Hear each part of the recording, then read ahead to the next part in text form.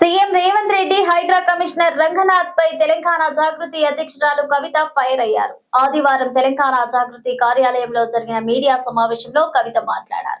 ఈ సందర్భంగా సీఎం రేవంత్ రెడ్డిపై తీవ్ర స్థాయిలో ధ్వజమెత్తారు. ప్రపంచ బ్యాంకు మూసీ పరివాహక ప్రాంత భూములను కట్టబెట్టే ప్రయత్నం కాంగ్రెస్ ప్రభుత్వం చేస్తోందని, ఇప్పటి వరకు మూసీపై డిపిఆర్ రిలీజ్ చేయడం లేదని ఆమె తెలిపారు. సీఎం రేవంత్ రెడ్డి హైడ్రా కమిషనర్ రంగనాథ్ పై తెలంగాణ జాగృతి అధ్యక్షురాలు కవిత ఫైర్ అయ్యారు. ఆదివారం తెలంగాణ జాగృతి కార్యాలయంలో జరిగిన మీడియా సమావేశంలో కవిత మాట్లాడారు.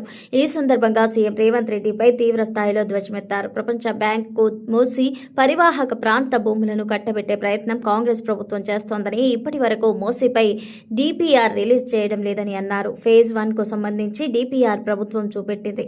పూర్తి డిపిఆర్ ఇవ్వకపోవడం వెనుక మోసం ఉందని కవిత అనుమానం వ్యక్తం చేశారు. ఫ్రీ ఫీజిబిలిటీ రిపోర్టులో 5,641 కోట్లు ఖర్చవుతోందని ప్రభుత్వం చెప్పింది. 6 నెలల తర్వాత దాదాపు 1,400 కోట్ల రూపాయల అంచనా పెరిగిందన్న కవిత, గాంధీ విగ్రహానికి ఎంత అవుతోందో అంత సీఎం ఇంటి నుంచి ఇవ్వాలని అన్నారు. మూసీ ప్రాజెక్టు ప్రజెంటేషన్ కు రియల్ ఎస్టేట్ వ్యాపారులు, ప్రపంచ బ్యాంక్ ప్రతినిధులు, మంత్రులను పిలిచారు. మూసీలో ఇల్లు కోల్పోయిన నిర్వాసితులు అవుతున్న వారిని సీఎం ప్రజెంటేషన్ కు ఎందుకు పిలవలేదంటూ కవిత ప్రశ్నించారు. తెలంగాణలో చిన్న మోదీలా రేవంత్ రెడ్డి వ్యవహరిస్తున్నారని, మూసీ పేరుతో సీఎం గ్రాఫిక్స్ చూపెట్టారని కవిత విమర్శించారు. హైడ్రాతో సీఎం రేవంత్ రెడ్డి అరాచకం చేస్తున్నారని, హైడ్రా కమిషనర్ రంగనాథ్ కు ఇప్పటి వరకు 6 ఫిర్యాదులు చేశాం. నాలాలు ఆక్రమించి విల్లాలు కడుతున్న సంస్థ మా పరిధిలోకి రాదని హైడ్రా కమిషనర్ అంటున్నారు. సిగ్గు లేకుండా రంగనాథ్ హైడ్రా వీడియోలు తీసి పెడుతున్నారు. ఇష్టం వచ్చినట్లు వీడియోలు పెడుతున్నారు. కంటెంట్ రైటర్లా మీరు? నేను ఆధారాలు బయట పెడితే హైడ్రా ప్రభుత్వం బావిలో దూకాలి. నేను ఆధారాలు బయట పెడితే ప్రభుత్వం, ప్రతిపక్షం కలిసి నన్ను బదనాం చేస్తారా?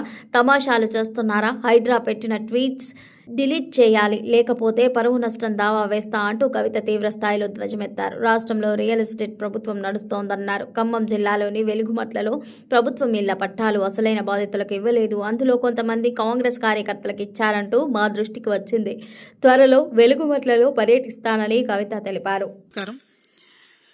రాష్ట్రంలో కాంగ్రెస్ పార్టీ మూసీ నదిని క్లీన్ చేసేటటువంటి ప్రయత్నం చేస్తామని చెప్పి అనేక రకమైనటువంటి ప్రకటనలు వెలువరిస్తున్నటువంటి విషయం మీ అందరికీ తెలిసిందే.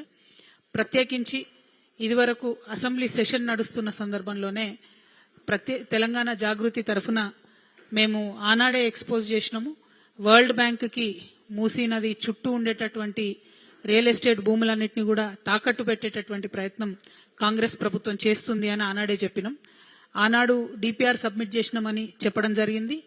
కానీ అప్పటి నుండి ఇప్పటి వరకు కూడా అసలు డిపిఆర్ మూసీ ఓవరాల్ గా మూసీ చుట్టూ చేస్తున్నటువంటి కార్యక్రమం ఏంది అనేటటువంటిది కాంగ్రెస్ ప్రభుత్వం ప్రజలకు మాత్రం చెప్పలేదు. డిపిఆర్ ప్రపంచ బ్యాంకుకి ఇచ్చినామంటున్నారు, ప్రజెంటేషన్లు ఇస్తున్నామంటున్నారు. కాకపోతే ఓవరాల్ డీటెయిల్డ్ ప్రాజెక్ట్ రిపోర్ట్ అసలు ఏం చేయదలుచుకున్నారు అనేటటువంటిది మాత్రం స్పష్టంగా ఇస్తలేరు. నిన్న గౌరవ ముఖ్యమంత్రి గారు అట్లానే ఆఫీసర్స్ అందరు కలిసి ఒక ప్రజెంటేషన్ పెట్టి అందులో చాలా విషయాలు చెప్పిండ్రు. పోనీ నిన్ననన్న డిపిఆర్ చూపిస్తారేమో అనుకుంటే ఓన్లీ ఫేజ్ 1 కి సంబంధించి మాత్రమే నిన్న ప్రజెంటేషన్ ఇచ్చారు. అంటే జనరల్ గా మనం ఇల్లు కట్టాలనుకుంటే మొత్తం టోటల్ ఇల్లు ఇట్లా వస్తుంది అని ఆర్కిటెక్ట్ మనకు చెప్పిన తర్వాత బేస్మెంట్ కడతాం, ఇంకోటి చేస్తాం, స్లాబ్ వేసుకుంటాం, ఒక్కొక్క ఫ్లోర్ కట్టుకుంటూ పోతాం. కాకపోతే ఇలా మూసీలో ఏం చేస్తున్నారంటే ఓన్లీ బేస్మెంట్ కి సంబంధించిన డిజైన్ ఇట్లుంటది అని చూపిస్తున్నారు. ఇల్లు ఏంది, ఇల్లు స్ట్రక్చర్ ఏంది, దానివల్ల తెలంగాణ ప్రజలకు ఉపయోగం ఏంది, దీనివల్ల ఎంత ఆదాయం జనరేట్ అవుతుంది, ఏం జరుగుతుంది అని సంపూర్ణంగా మాత్రం ఒక పిక్చర్ గవర్నమెంట్ ఇస్తలేదు. ఆ ఇవ్వకపోవడంలోనే మోసం ఉంది అనేటటువంటిది తెలంగాణ జాగృతి ఇవాళ ప్రభుత్వం మీద ఆరోపణ చేస్తా ఉన్నది.